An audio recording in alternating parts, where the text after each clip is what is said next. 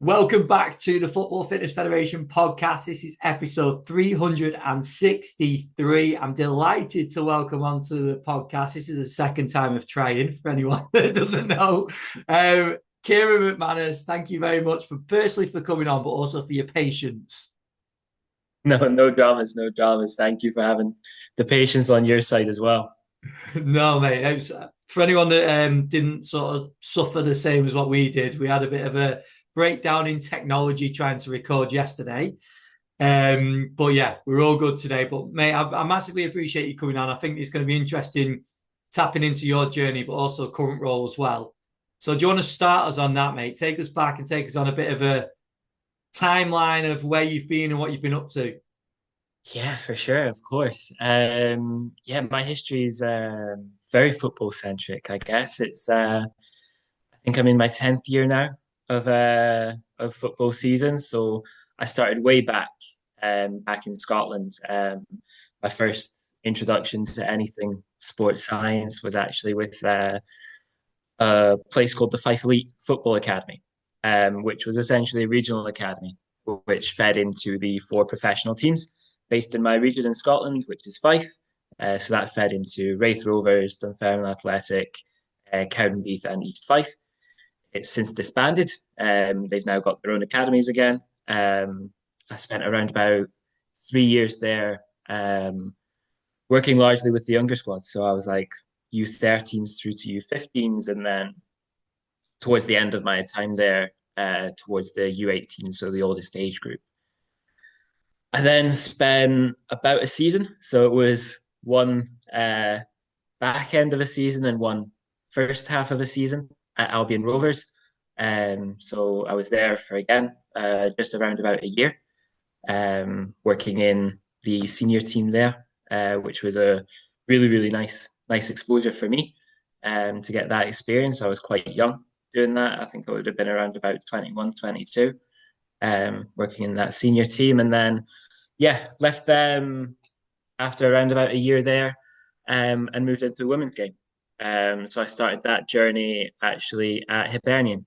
So for those unfamiliar with Scottish women's football, very historically big women's football team, women's academy has had a number of players come through that journey, and again spent around about 2 years, just about 2.5 years there in their academy before I decided to move on.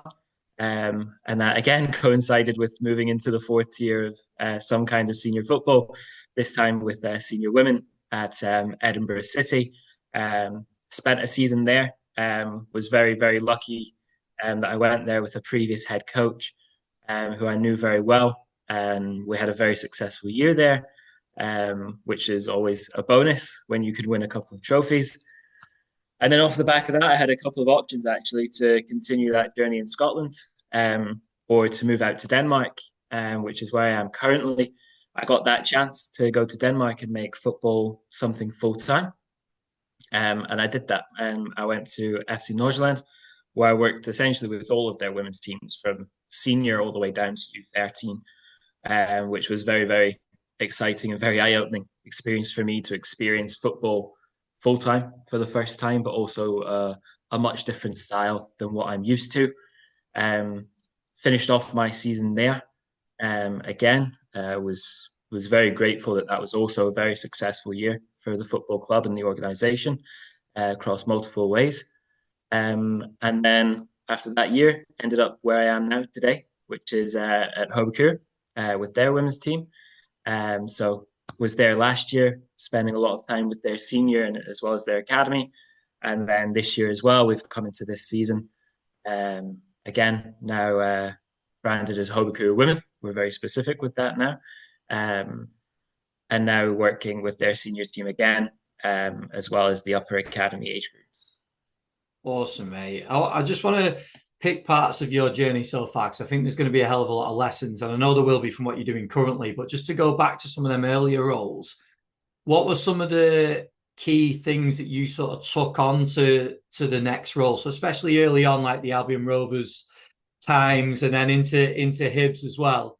those sorts of times, what were some key things that, obviously younger practitioner, less experienced, going into these positions, what were some things that stood out for you? I think for me, it was the biggest thing I took was every time I kind of made a mistake. It's almost a real cliche, but very much when I was in Albion Rovers, I think I made a lot of mistakes. Yeah. Probably with the way I was as a person. I was really young. I knew quite a lot of things. Um, and when you're working with people who've actually played the game for 10 plus years, they know a decent bit more than you, even though they are part time. Mm.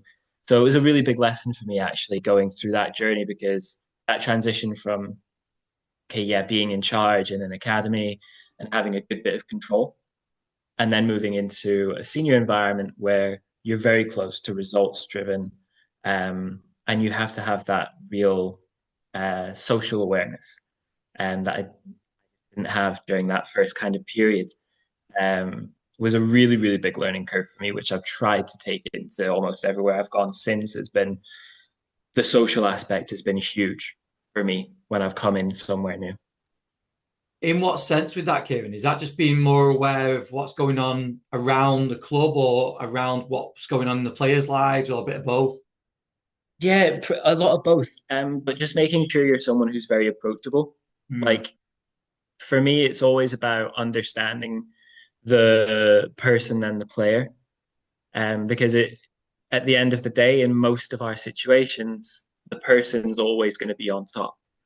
So it's really important for me that I understand what's driving that person, what helps them tick day to day, what gets them actually turning up here, and what makes them want to be here all the time before they're kind of a player. So that tends to be the biggest thing that I tend to look for first. No, love that. Love that. I think that's really a really important point. You mentioned as well about working with like the more experienced pros or semi-pro, whatever they're in that position, more experienced players. Um, Probably when you're in a less experienced position as a practitioner yourself. And that's quite an interesting scenario to be in, isn't it? Because a lot of early career coaches will find themselves in that position where one players are probably going to be older than you, but obviously they're going to have a lot more experience working with coaches and also good or bad experiences working with S&C Sports Science as well. So what would be your advice if you could sort of speak to Kieran back then? Is there anything that you'd sort of pass on in terms of advice? It's almost tell yourself just calm down and be quiet for a second Yeah. because yeah, I think there's that really big impression, and I think everyone learns about it with the Dunning-Kruger. But you think you're that big dog when you come out of university, and you're really not. You're really not. And when you're in the environment I was in, a semi-professional team, which was very much at the time fighting to avoid relegation, people are going to let you know very quickly and with some very rough edges, you need to relax and you need to believe in me and trust me. Um, and I think that was at the time very, very useful for me. At the time, I probably didn't take it very well. I Yeah. probably went back to my car and I sat in my car. I'm like, I can't believe he's talking to me like that. Yeah. But it was very much a message that was needed. Just slow down, take it in for a moment, and actually just look at the wider picture of who you're around and who you're speaking with. Again, I think it's a really important point because I think the reality with that is that everyone comes out of university in that same sort of mind frame, especially going into football, where I've got to go in, I've got to make an impact. And we talk about it on here that you've got to stand out in the crowd and you're eager, aren't you, at that position? But probably as coaches that are maybe further down in the career need to do a better job to tell practitioners how to do that and how to be effective in that position. Do you think that's fair? Yeah, absolutely. And I think I was really fortunate. I had a really experienced coaching team with me, um, littered with former pros, who were in charge at that point, and they did a really good job of helping me because I was the only really specialist in the room outside of our physio, Mm. because it was literally me, a physio, and that was it. That was the team. So having those people around actually just to be like, take on board what they're saying and do listen to them, because they will have some bits that you'll think, oh, actually, that's a great idea. Mhm. So I think I've been very fortunate. I've had those kind of coaches being mentors for me in that sense. Yeah, no, it's really important. Talk to us about that transition. You mentioned about the transition from sort of part-time to full-time. Obviously, there's the time spent with players, which is kind of the obvious one in terms of the differences, but was it what else sort of jumped out for you? Yeah, of course, the biggest thing is, like you say, the exposure and the minutes that you get on the field, and exposure to football is much, much bigger. Um, because you go from 2 days a week, where you're pretty much, what I think it totals about 3 hours of actual training time, and then your other hour and a half is a match. For me, that changed pretty dramatically to about 6 hours every day, of some kind of football training, and then a couple of matches at the weekends. But then you've got this whole middle of the day where you're doing something and you're preparing, and you're doing something for the club, and you're building a framework potentially. So that was a huge leap for me. I think even the biggest one might have been, actually having that jump into a structured gym environment. It wasn't something I'd had before. I'd had gyms available, and maybe we had gym that day, maybe this day. The biggest thing for me was just the structure it takes to actually operate on a day-to-day level.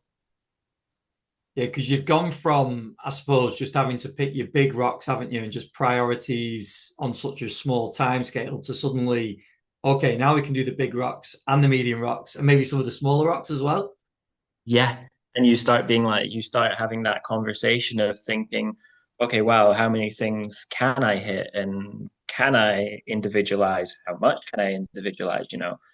Especially where I was moving into at FC Nordjylland, it was very much, there is a structured way of doing things in that environment. And there is a way that we look at the player and want to develop the player so that they can make the right journey. That was really new to me. You know, Beforehand, it was very much go to a player who needs something and take them aside. You take away a bit of football time to work with me. In Nordjylland, it's very different. You don't take away from the football time. You try to maximize that Yeah. player's benefit. So was that just being part of the MDT and you sort of working with other practitioners to get the most out of what they're doing and you're doing? Yeah, and as well, it was working with the people all around the academy. All around the academy, all around the club as a whole, and trying to understand the football model that they have, because it was very different for me. I go from, it would have been around about 6 years of doing warm up at the start, make sure it's formal, make sure the players are warm. Maybe we should do a ramp warm up. To why are you doing a formal warm up with U14s and U13s? What's the point? What are they learning? Not very much. Yes, they're learning some kind of structure, but 12, 13, do they realistically need it? And that was the questions which were put to me as I was there. And they were very, very worthwhile questions to have actually reflected, because I couldn't answer why. Yeah. And I think that environment's a really important one to create, isn't it? Because when you answer them questions in like a not of a like a threatening way, is it? It's more of a why are we doing this? Can we use this time more effectively? And could the players be doing something on the football side of things that incorporates what you want at the same time? You please everyone then, don't you? Exactly. And that's the biggest probably change of thinking I've ever had to have in my career is, why is my warm up structured that way right now? Why can it not be done like this? So almost having two sides of yourself, Yeah. be good with a ball at the feet, but then also be good at the technical point. So if you do have to have formal structure in development plans, you can also do that. Yeah, it's definitely a good question to ask, isn't it? Not just for warm-ups, but just in general. Like you say, if you can't answer the questions at the time in terms of a why, you can sort of brainstorm on other ways of going about it. And obviously, there's not one way of working, is there? But I think it's important, and I think they're healthy conversations to have, aren't they, within a club? Yeah, absolutely. I think if you have to be challenged sometimes on how you're thinking, especially, when you are a young practitioner. Um, if you're not being challenged or you're hearing the same voices giving you a pat on the back, chances are you're probably staying in the same place and you're not developing yourself. And for me, it's always about asking what I can do differently because there is a better way to do what I do, even now. Yeah, 100%. Just on that though, as well, obviously, when you're in an environment where you've mentioned about mentors and like more senior members of staff, coaches, and all that side of things, where you can maybe pull from their experiences. But a lot of coaches are going to find themselves, and you've probably experienced it as well, where you're in positions where you're essentially just in charge of a group and you're sort of left to it. Mhm. And that environment, what we're talking about there, comes from probably up bouncing ideas off other people and all that side of things. When you've not got that, it's on that coach a bit more, isn't it, to try and create that in some way? Yeah, absolutely. I mean, I've never been someone who's great at finding mentors. It's one of my biggest flaws. But what I found is that being able to reach out to people is one of the biggest things that's helped me. I've made some very good connections just by reaching out to people and finding numbers and finding emails, and it's really helped me. But there's also the chance that you aren't able in your early career to find a specialist like you, like in the S&C world, who can bounce ideas off of. So sometimes it does have to be your head coach. I'm very fortunate that most of the head coaches, if not all of them that I've come across, have just been able to tell me what they've experienced starting out. Even if it is in a part-time environment. Well, but this head coach has been a former professional player Yeah. as national team caps. So how can they help me? Like, what experience do they have from this similar situation? Because they'll draw conclusions that you've not even thought of before. And you mentioned it before, like the bare minimum is you're going to have a head coach or a manager and a physio about. So Yeah, you've got two people there, well, a minimum of two people there, haven't you, that you can pull from, and then obviously the players as well. exactly. There's always someone who's able to help you. And it doesn't have to just be staff. It can be players like you say, you know, especially those experienced players. I know I had a few again from when I was at Albion Rovers who are just were fantastic for me at the time because they'd been and played professionally. They'd been in environments I want to be in. Yeah. So they have the answers that I'm looking for. And it's a really good point, that, isn't it? Because I think we a lot of time we'll look at players and think that we want to help them and we want to provide things for them, which is obviously the job. But at the same time, as a coach, you can absorb a lot from what they've experienced too. At different levels, you're going to have coaches players even that have played higher, that have played under different managers and different staff members and all the rest of it. So it's not to say that you're just going to use them as a way of learning, but they're a real valuable resource as well, aren't they? Yeah, exactly. And it's one of those things that I'm going through right now as well. I'm very fortunate to be at the club I'm at right now. With the window, we've brought in some incredibly experienced players, who have played at incredibly high levels. WSL, League One, NWSL, Champions League consistently. And the lessons that I can take from those players help me feed into the players who are going to come up. It helps me build an initial structure, Yeah, the insight to the environments they've been in, which is invaluable for a club that's built. 100%. No, I love it. Really good point. Um, Talk to us about the move to Denmark. Was that pretty much a no-brainer for you when that came up, or was there serious considerations to be made? Because obviously it's a change of country, change of club, but obviously opportunity-wise, it's shown to sort of springboard your career as well, hasn't it? Yeah, I think if I look back at it, the choice I'd made pretty early on was the right one. Um, uh, I'm one of those people. I've applied to many internships in my life. Yeah. Um, I've applied to a good few of them abroad as well, and most of the time I've been knocked back. Um, Someone else comes up, and I've known people who have got the internship that I wanted before, and they've gone on to do great things themselves. It's yeah. When I got the opportunity to go, I'm one of those people who was very well aware that I wanted to work abroad. You know, it was one of those big ambitions that I had, and I'm grateful I've been able to go through it now, which is good. But as soon as the email kind of landed in my inbox saying we'd like it to be you, I kind of got home from work and I said to my family, I was like, "What would you say if I said I was going to do this?" And they were like, "You can go off and do it." And I was like, "Perfect. I'll see you later. Um, I'll see you in a year or so." So yeah, I mean, absolutely a no-brainer for me. It's one of those things. Knocks off working full time, knocks off working abroad. Um, I'm also well aware that in Scandinavia, the level of English is fantastic. I'd had the opportunity when I was going through my college degrees to be able to go to Sweden for about 2 weeks previously to coach football, and I loved it. So for me, when the chance came up, it was a no-brainer. And as you say, it's served to be a pretty good catalyst for staying within that kind of a performance environment full time.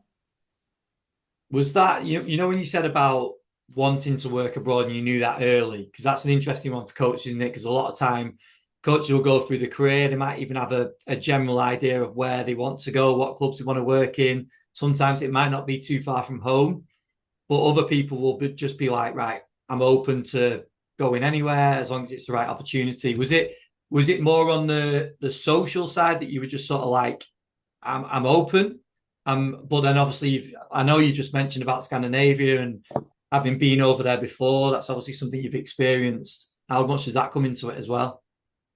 Yeah, I think it's also because Scandinavia is one of those few places that openly at the time regularly advertised that they were looking for interns to come over and that they were very open for the type of applicant they were looking for. I think yeah, that I think everyone has that idea in their head that they have that club name that they want to go to and they want to experience once in their career. I would be a I think I would be lying if I said, yeah, I've got no intentions of working at Barcelona and Real Madrid. I have all the intentions, but of course I know that something like that takes time and it doesn't just land on your doorstep.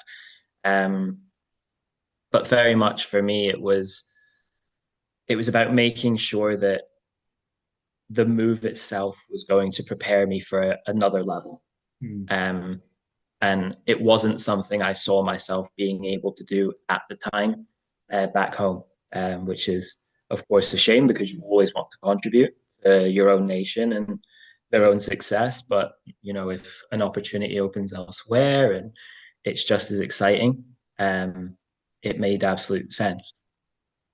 Yeah, and it's again this conversation I've had with a lot of people where they've had a sort of pathway through the career and an opportunities have come up and they felt like it's obviously you play like the plus and minus game, don't you, on the positives and negatives, which I'm sure everyone does. But if there's so many positives and opportunities and potential in something, it makes sense, doesn't it? So no, I just thought it was a really interesting one to cover.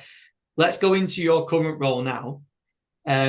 So head of performance, just take us through the difference in your position now, because I think you mentioned it before we started recording about doing some work with the academy teams as well. So give us a bit of an idea on your responsibilities within this position. Yeah, so my role essentially encompasses the whole physical development of players within our club. So right now that covers from our first team all the way down to our 13s, where we kind of have very hands-on at the first team level, and then the hands start to come off as we get closer to our U13s. And that's when it becomes more of how can I support our coaches and how can I develop frameworks that they can use and develop in their training to make sure that players are still able to come up through a pathway. That encompasses the majority of what I do. So it then obviously goes into the not so fun stuff of performance partnerships and how do we develop those things off to one side, which is really the boring paperwork side of things. But very much my role is hands-on, being a point of contact for every coach that we have to be able to reflect and then support them, our teams who are in the gym, making sure that they're on the correct development program for them so that, again, they can continue the development up through the age group, hopefully into our first team squad. And what does staffing structure look like for you? Because obviously you're in a head of performance role. You mentioned there about supporting coaches at the sort of lower age group level, but what's in between? Are there other sports scientists, strength and conditioning coaches? At the moment, no. At the moment, that's covered majority by me. We're actually trying to look quite heavily into what a much larger structure looks like, because we want to be able to give dedicated teams, dedicated support. You know, the idea within our club right now is that we want to be able to provide players with the best possible outcomes throughout Scandinavia. You know, we want to be the place that people come and say, "Yeah, this is where players go, and this is where players develop into the type of player that plays at the Champions League and national team level."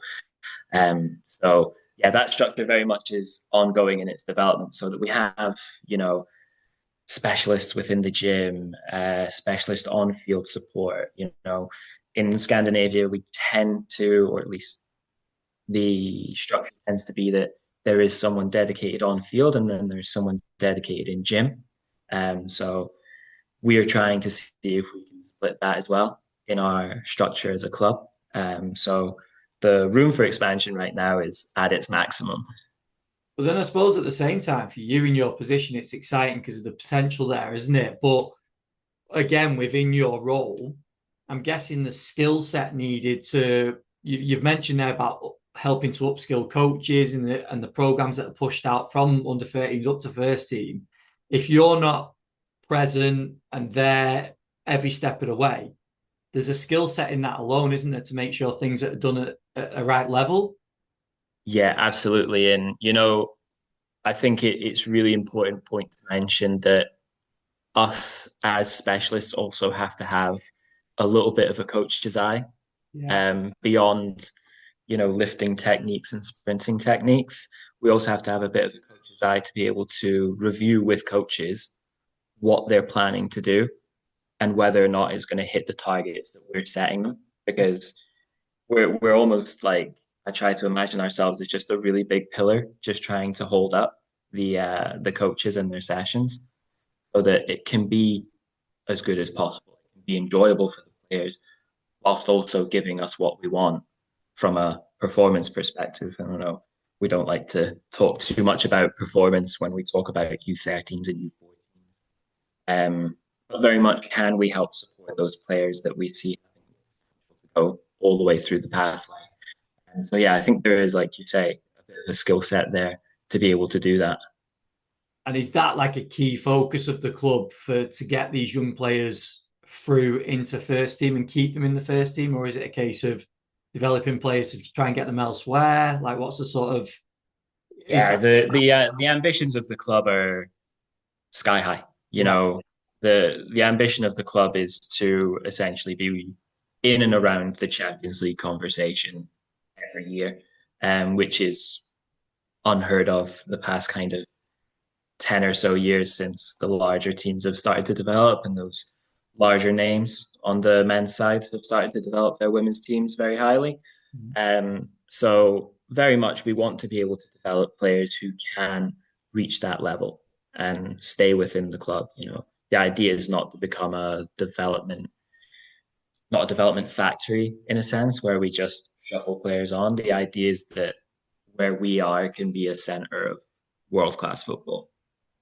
And that's what you said about building that reputation, isn't it, as well, which then becomes more attractive for people to come into the system then as well. Exactly. You mentioned it was before we were recording yesterday when we were having the many issues. You talked about the structure and competitions and some of the things that you're dealing with on the scheduling side now. Do you want to? I know this might be a whole podcast in itself, but do you want to dive into that and give people a bit of an idea? Yeah, I mean, absolutely. I mean, you've had a number of really good people on this podcast, so I'm sure have also told you about playing 60 odd games every year and the challenge that brings when you're playing a majority of your season, game, training, game, training. Uh, it's really difficult. And, like I said yesterday, it's my first experience of being in European football. So it's understanding for me, okay, what is going to be a real travel stressor for us. And we've been really fortunate. We've not traveled very far in this campaign, but there's still been considerations around timing of travel. Are we traveling at the right time? Are we giving the players good chances and opportunities? Um, what can we realistically develop with two training sessions, then a game, then two training sessions, then a game. Sometimes only one training session, depending on how the calendar has ended up working out and being adjusted. Um, so that's been really, really interesting for me. And I'm sure it's been a big point, but I now have to think a little bit differently when there's not so much time within a week, where I would usually spend a week being really traditional with my periodization. It kind of gets thrown out the window.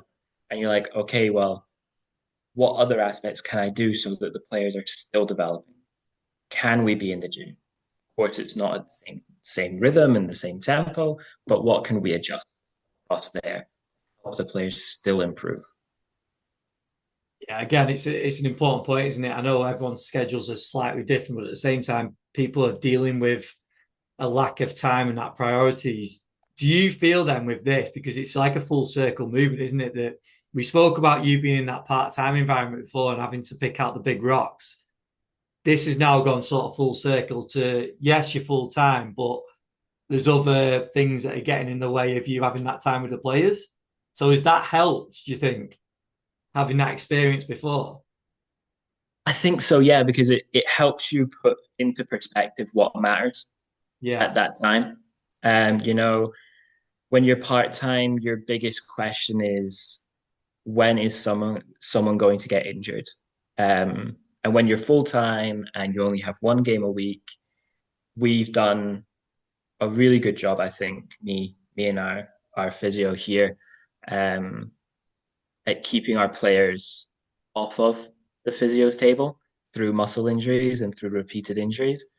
The one thing we can't stop is contact injuries. Yeah. That's the killer one for everyone because you have to turn around to your coaches and say, really sorry, but I can't prepare for that. Um, the question we have with such a schedule is, okay, how do I keep that same consistency with keeping players on the training pitch Mm. through, strong muscles, good recovery, whilst also making sure that they're able to perform 100% every single time. And we know in reality we're not going to get 100% every time. We might get 90, we might get 85 here and there. But if we can at least keep players available, we're doing like 90% of the work. Just on that as a lesson, we said before about learning from the players. And I know you said you've got some players that have experienced these sorts of schedules before, and especially European competitions. Is there anything that specific that they've sort of passed across that, oh, we did this before, or I did this before, and I found it to be of benefit? I think, it's been a lot about giving players the freedom. Yeah. That's been kind of the biggest lesson I've taken kind of at the start here. Um, Within moderation, I think is the key to add on to that. Because players having control is important. Players having that feeling is really important for them. But it's important for us as staff to also recognize that players don't know everything. Yeah. And we do need to help them. And if that means sitting down and having a conversation with them, and again, understanding their perspective, what have they experienced? Why have they experienced that? How's that impacted them up to this point? Then we get a much better picture of what we want. Um, so yeah, I do get the chance to use them, which is important for me, um, especially those who have played in America, because that brings a whole nother bag, which is the travel. Yeah. Um, and crossing a whole continent to play a football game is a bit much in my tiny Scottish brain. But it's very much it's very important that I use those players, and we do have a handful of those players that I can lean on and pull aside and be like, for you. Within that flexibility, I know you said sort of in moderation, is that more leaning into any sort of gym work? Is it more recovery? Like, or is it across everything? Like you said, in moderation, you're not going to Not gonna full control of the program, control the but they've obviously got things that they've tried before that have maybe worked or they feel that have worked for them. Is that across sort of all areas of sort of preparedness? Yeah, I think so. So it definitely leans into the gym. It definitely leads into how we prepare before sessions, and it definitely leans in a little bit towards recovery because I think everyone's very specific on what they do personally. And then we have the small monitoring tools that we can use, then see, okay, is there a gap here where they need a bit of education from us? You know, athletes are notoriously terrible at sleeping, and I love to sleep, um, which is which is ironic given the schedule I give myself. But it's one of those things I think I'm very good at acknowledging that as a mode of recovery and helping players maximize that, especially our younger ones who still have to go to school and have more than just football on their minds. Mm. Um, when we're traveling away, how do they handle travel? Because we do sometimes have to travel very early. We sometimes have to stay over the night before here for some league games. How do they handle? What are they used to? Are there any points that they can use to be able to maximize what happens on a match day? So I think being able to give them the ability to have a say is incredibly important for them. And it's always something I tell them, talk to me, give me some advice, like tell me what you enjoy. And then, of course, if I think you don't need to do this, I'll help you find something new. But the basis is still do my base program. And then if you need to do extra, you can layer on top. Again, I think that skill as a coach is really important, though, isn't it? To have that. Again, we talk about relationships all the time, but the relationships and the communication, that skill of to do exactly what you've just said there, to give that opportunity for players to open up, both on a side of asking for advice, but also giving their perspective as well and feeling like they could give their perspective, I think is a really important thing, isn't it, for coaches? Yeah, it really is. And I'm sure some of my players would say, well, he doesn't give me that much freedom, but it's important for me that players are able to turn around to me and just hold me and just tell me what's going on.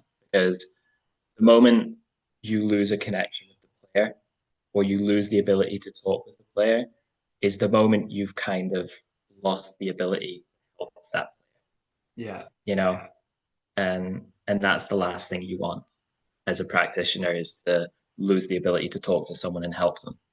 Yeah. 100%. Have you thought about within your career, obviously, with the position you're in now, the potential of the club and your role and the whole sort of provision of performance support or whatever we're going to call it, how the next steps could look for you personally in your position? So whether that's attributes and skills that you might feel that you need to develop if you've got staff members underneath you or working alongside you, is that does that come into the thought process, or is it just a case of dealing with things as they come in front?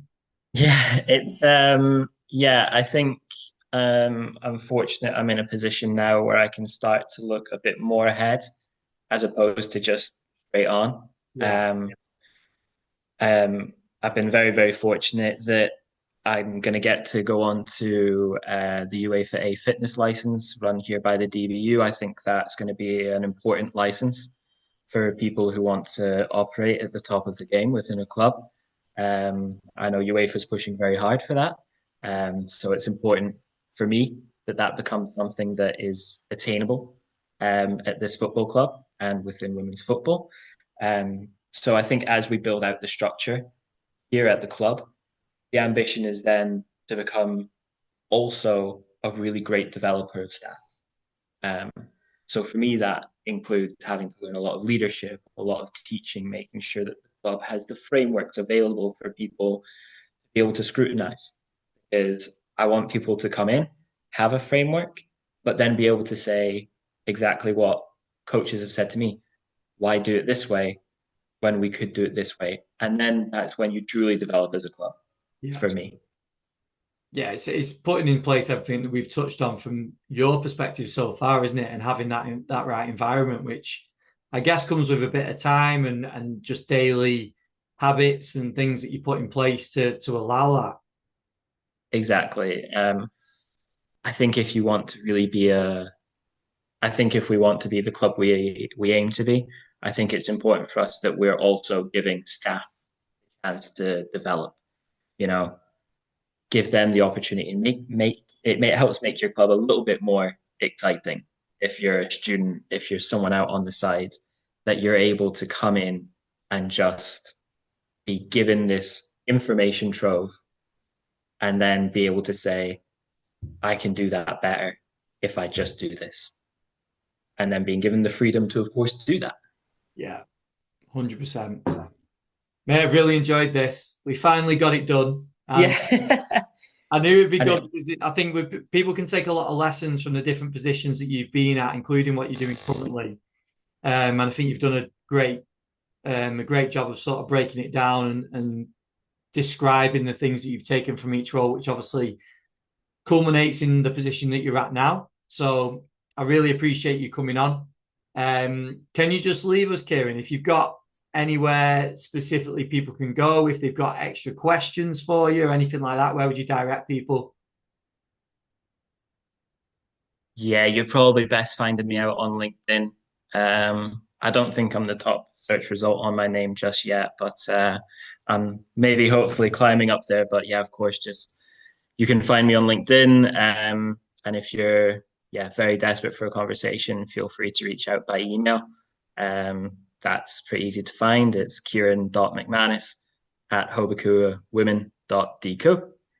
So that's where you can find me probably the best. Awesome, mate. Really appreciate your time. Thank you very much for coming on. No problem. Thank you so much for having me.